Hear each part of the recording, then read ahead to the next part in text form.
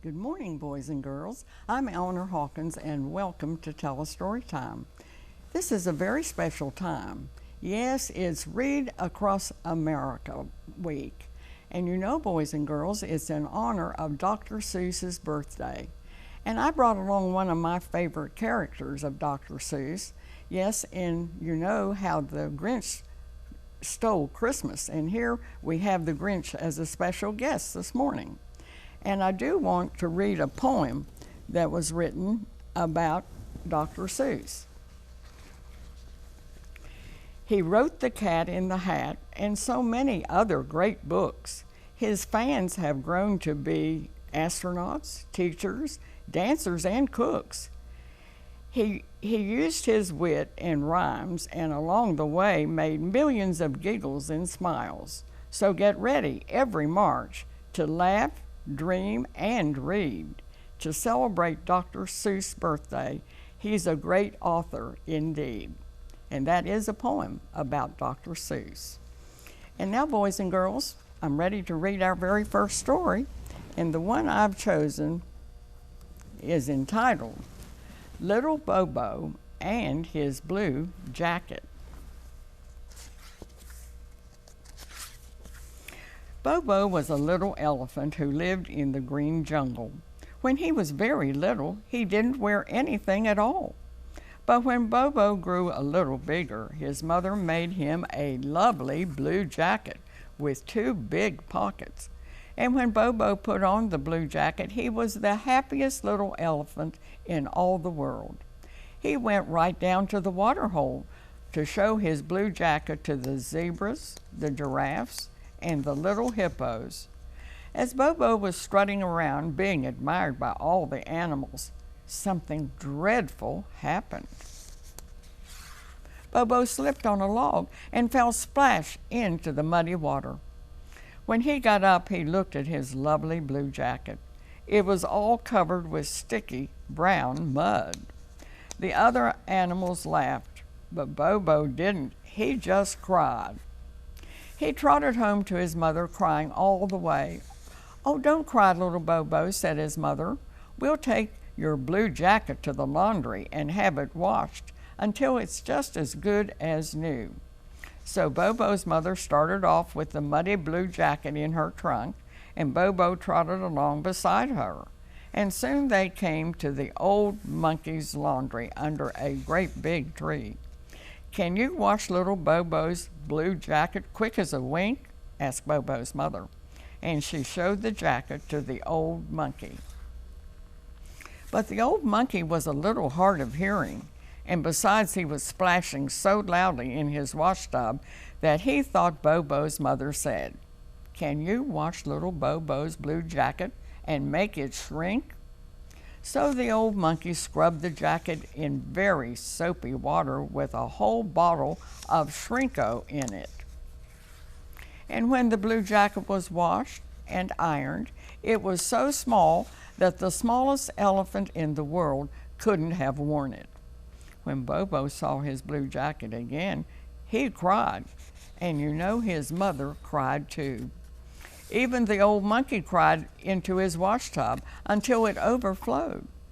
At last Bobo stopped crying and said, If I can't wear my lovely blue jacket, maybe I can give it to someone who can."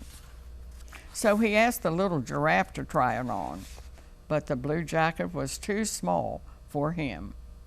The little zebra tried it on, and it was too small for him. It was too small for the little lion. It was too small for the little tiger. And it was too small for the little hippo. Then a tear trickled down Bobo's cheek, and he sobbed, Isn't there anyone anywhere who can wear my lovely blue jacket with the two big pockets?" "Oh, I hope I can," panted Big Brother Hippo, who had come running when he heard that Bobo wanted to give his jacket away. "I've always wanted a lovely blue jacket with two big pockets." So Brother Hippo picked up the blue jacket and pushed and wiggled and shoved until he got one front leg into a sleeve of the jacket. Then he pushed and wiggled and shoved some more, and pulled and struggled until he got the other front leg into the other sleeve of the jacket. But the jacket was so very tight that Big Brother Hippo couldn't move a muscle. He would have been standing right there yet if Bobo hadn't pulled it off. Then Bobo looked at the blue jacket. Somehow it looked bigger. It was bigger. Big Brother Hippo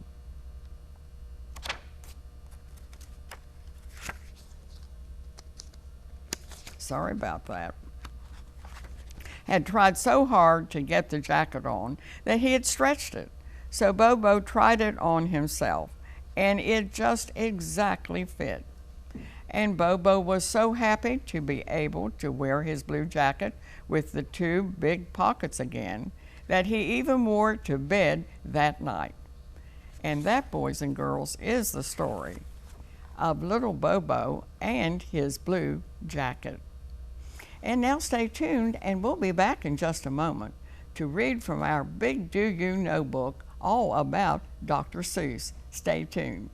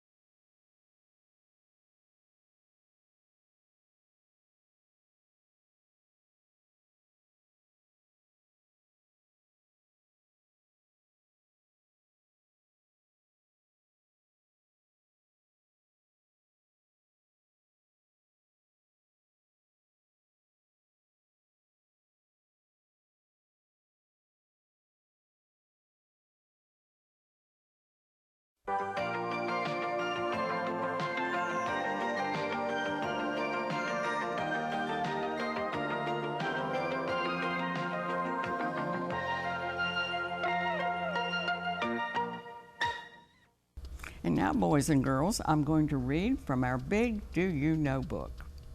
Do you know that Dr. Seuss was born on March the 2nd, 1901 in Springfield, Massachusetts?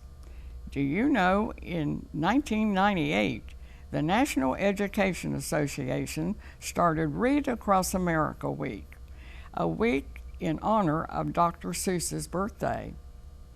Do you know that Dr. Seuss' first book was To Think I Saw It on Mulberry Street, written in 1937? You know, it often took him a year to write and illustrate a book. Do you know Dr. Seuss wrote and illustrated The Cat in the Hat in 1957, a very favorite picture book of all of us, and also a favorite that he wrote about then was Green Eggs and Ham. Do you know Dr. Seuss's real name was Theodore Seuss Geisel, and he died when he was 83 in 1991 in California? Do you know Dr. Seuss has sold over? Do you know that Dr. Seuss wrote 47 books, and they have sold more than 200 million copies and have been translated into 20 languages? Do you know that Dr. Seuss introduced children to such wonders as Sneetches, Grinches, and Ooblex? And do you know my favorite story of Dr. Seuss is Bartholomew and the Oobleck, a new and different kind of weather that a king ordered, and it was pale green molasses. You'll have to look for that book. It's one of his very first. Boys and girls, I want you to hear this. You're never too old, too wacky, too wild to pick up a book and read with a child. You're never too busy, too cool, or too hot to pick up a book and share what you've got. In schools and communities, let's gather around. Let's pick up a book. Let's pass it around. There are kids around you, kids who will need someone to hug, someone to read. So come join this first week in March and make it This America Read to Kids Month, all during the month of March. And now be sure and get your Dr. Seuss books and check them out from any of the libraries in the Craven, Pamlico, Carteret Regional Library System. Check out some very good Dr. Seuss books on your very own library card. And now stay tuned and we'll be back with another story in just a moment.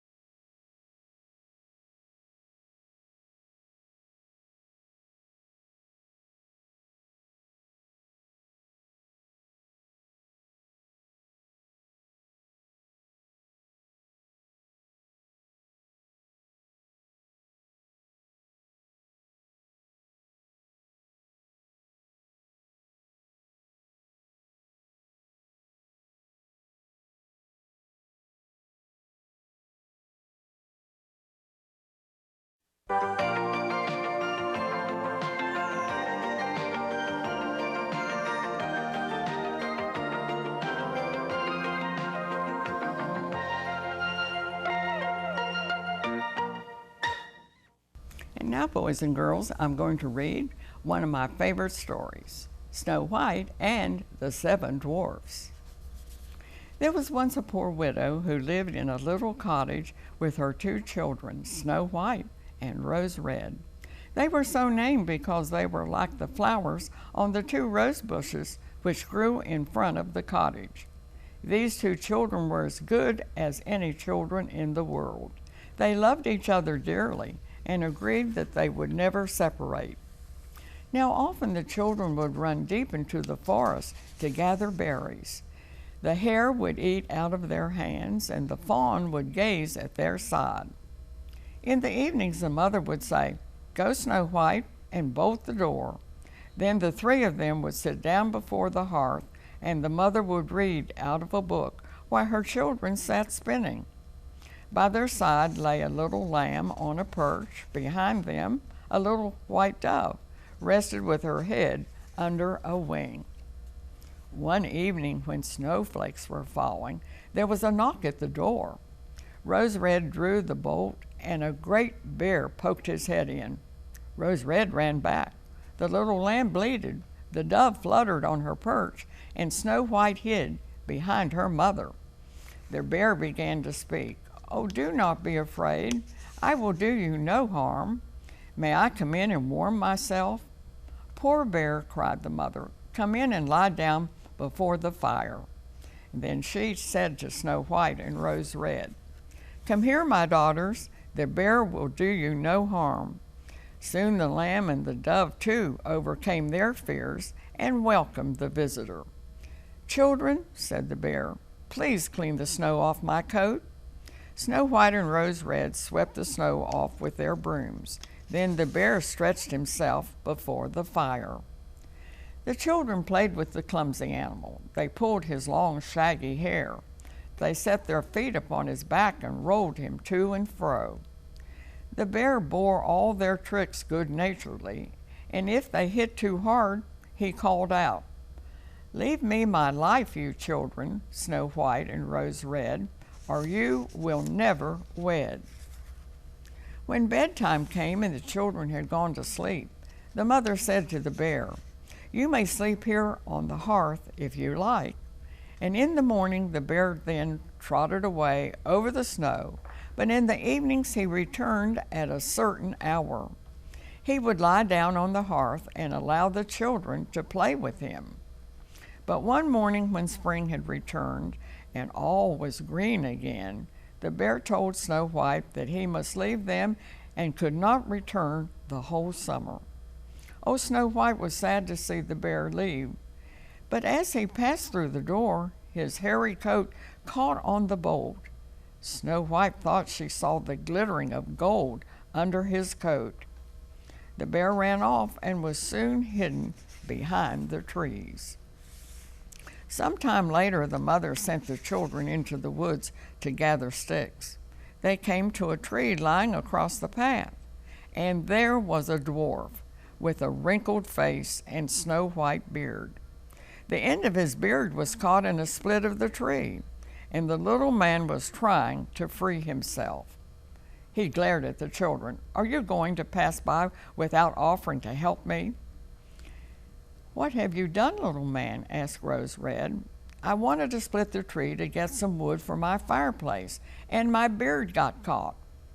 The children tried and tried to free the dwarf, but without success. Finally, Snow White pulled her scissors from a pocket and cut off the end of his beard. As soon as the dwarf was freed, he snatched up his sack. The children saw that it was filled with gold. He threw it over his shoulder and marched off grumbling, "Stupid people, to cut off a piece of my beautiful beard." Now, sometime afterwards, Snow White and Rose Red went fishing. As they came near the pond, they saw the same dwarf hopping about on the bank. "What are you doing?" asked Rose Red. "You will fall into the water." "I am not quite such a simpleton as that," replied the dwarf. "Don't you see that my beard is caught in my fishing line and this fish is pulling me in?" Snow White and Rose Red tried to untangle the dwarf's beard, but they could not. So Snow White pulled out her scissors again and cut off another piece of the little man's beard. Oh, the dwarf cried in great rage.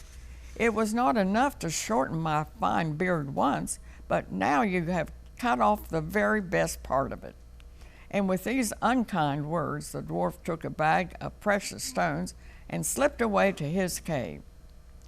Now, not many days after this adventure, the children happened to pass the place where the dwarf had shaken out his bag of precious stones. Thinking no one was near, the bright stones glittered, so that Snow White and Rose Red stopped to admire them. The dwarf suddenly appeared. "Why do you stand there gaping?" he raged. Suddenly there was a loud roaring noise, and a great bear came running out of the forest. The dwarf jumped up, but he could not reach his cave before the bear overtook him. "Spare me, my dear prince," the dwarf cried out in fear. "I will give you all my treasures. What have you to fear from a little man like me? There are 2 wicked girls. Take them instead." But the bear gave the dwarf a single blow with his paw, and the bad-hearted dwarf did not move again. The children were running away, and the bear called out to them, "Snow White, Rose Red, do not be afraid. Wait, I will go with you." The children then recognized the bear's voice and stopped. To their great surprise, his rough coat fell off, and there stood a tall man dressed entirely in gold. "I am a king's son," he said, "bewitched by that wicked dwarf who stole all my treasures and made me wander in the forest in the form of a bear until his death released me." Now in time Snow White was married to the prince and Rose Red to his brother. Together they shared the large treasure which the dwarf had collected. The mother also lived happily for many years with her children. The rose bushes by the cottage were replanted in front of the palace, and every year they brought forth beautiful red and white roses in honor of Snow White and Rose Red. And that is the story of Snow White and Rose Red. And now stay tuned, and we'll be back with another story in just a moment.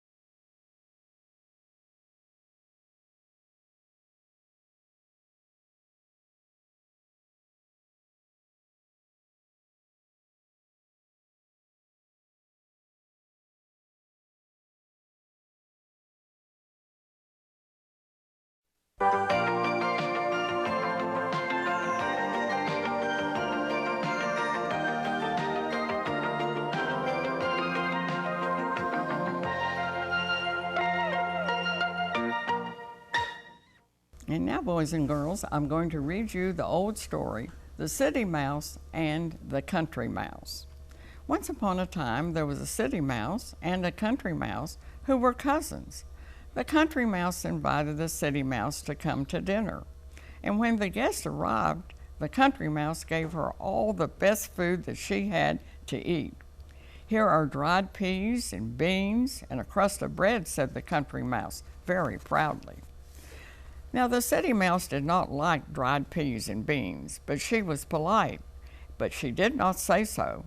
She ate every little thing. After the meal was over, the city mouse said, "I suppose you cannot get delicacies in the country, but if you will come home with me, I will give you the very best food you ever tasted." So that evening, the country mouse went to the city with her cousin. They arrived late at night. "Come into the dining room," whispered the town mouse, "and I will show you what real food is." And then she brought the country mouse such things as nuts and figs and raisins and cake. The country mouse had never tasted anything so good. "Oh, I think I should like to live here forever," she sighed. But just at that moment there came a terrible roar. The country mouse saw a terrible, huge creature dash into the room. "Run for your life," squeaked the city mouse, and she disappeared. The country mouse ran around and around the table. The huge, great creature ran after her. Then at last the country mouse saw a hole in the floor. She dashed down it. Oh, the terrible creature could not follow her. The country mouse stood trembling with fear. She was frightened out of her wits. But when she was able to move, she crept to the hole and peeped out. Oh, the creature was gone. There was no one about. The country mouse hurried across the room and ran out of the door, and she hurried home as fast as she could go. "Now it is better," she said to herself, "to eat dried peas and beans and a crust of dry bread in safety than to eat nuts and cake in the midst of such danger." So the country mouse settled down very happily in her own little home. And that is the story of the country mouse and the city mouse. And now, boys and girls, I'd like to read you a very special thing that was written by Deborah Onskad, and it's called The Reader's Oath. "I promise to read each day and each night. I know it's the key to growing up right. I'll read to myself, I'll read to a crowd. It makes no difference if silent or loud. I'll read at my desk, at home or at school, on my beanbag or bed, or by the fire or pool. Each book that I read puts smarts in my head, 'cause brains grow more thoughts the more they are fed. So I take this oath to make reading my way of feeding my brain what it needs every day. And that is the reader's oath that I want us all to consider this whole month of March. And then over here, I have some quotes of Dr. Seuss. You have brains in your head. You have feet in your shoes. You can steer yourself any direction you choose. Now today, you are you. That is truer than true. There is no one alive who is truer than you. And so today we have been saluting Dr. Seuss, and I hope you boys and girls will make a special effort to read all of his 47 books sometime during your lifetime. You know, he wrote these books, and they are not only ready for children, but they all have something for us to learn in each one of them. And I know several of you have been reading them in preschool now, because the beginning to read books are written just for you.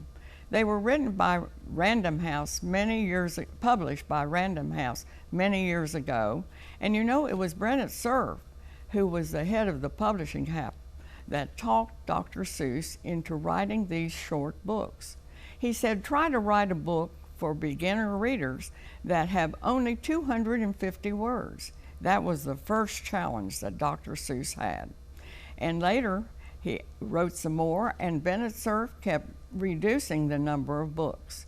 And you know, he finally got down to 50 words in a book. But sometimes it took him a whole year to write and illustrate a book. And so during this month of March, when we read across America, be sure and salute and honor Dr. Seuss by reading at least one time a day, maybe at bedtime at your story hour. And your parents can recall those books that they read when they were young as you read those Dr. Seuss books. Boys and girls, be sure and have a good time during the whole month of March, reading Dr. Seuss books and tuning into Telestory Time. We'll be back next Saturday morning with more stories for you. Until then, this is Eleanor Hawkins saying bye-bye for Telestory Time.